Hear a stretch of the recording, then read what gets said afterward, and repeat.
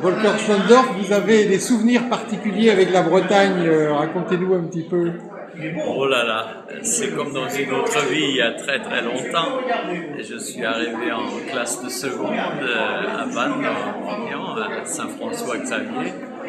D'abord pour 3 mois pour apprendre un peu de français et puis curieusement dans cette boîte avec ces merveilleux prêtres, je me sentais tellement à l'aise que je suis resté.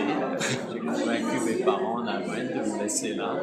J'ai donc passé mon premier bac à Quimper et ensuite ma philo. Et donc pendant 2 ans et demi, j'étais en Bretagne, sur la côte sud surtout, avec des camarades de classe à Belle-Île et ailleurs. Donc j'ai découvert peu à peu pas seulement les pèlerinages de Sainte-Anne,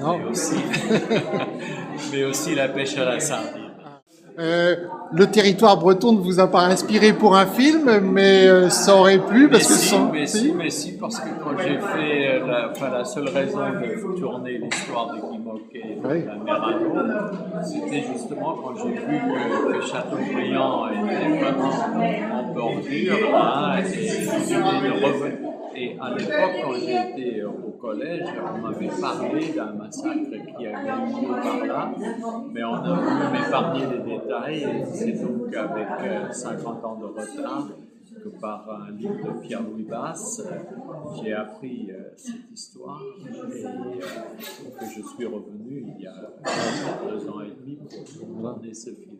Avec Diplomatie, on est aussi dans la Deuxième Guerre mondiale. C'est encore un autre exercice et un autre épisode. Qu'est-ce que vous avez un peu voulu donner comme ton? À cause de l'autre film, la Gaumont s'est aperçu que j'étais encore là et que je pouvais faire un film français plutôt que des films allemands. Toutes ces dernières années que j'ai faites, qui souvent ne sont même pas arrivées en distribution en France, ils m'ont proposé d'adapter cette pièce que je n'avais pas vue au théâtre, mais que je trouvais passionnant déjà à lire, et j'ai vu quand même qu'on pouvait faire plus que du théâtre, qu'on pouvait introduire comme troisième personnage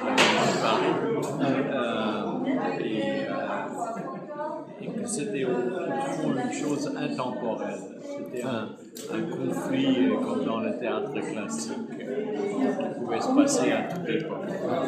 Merci beaucoup.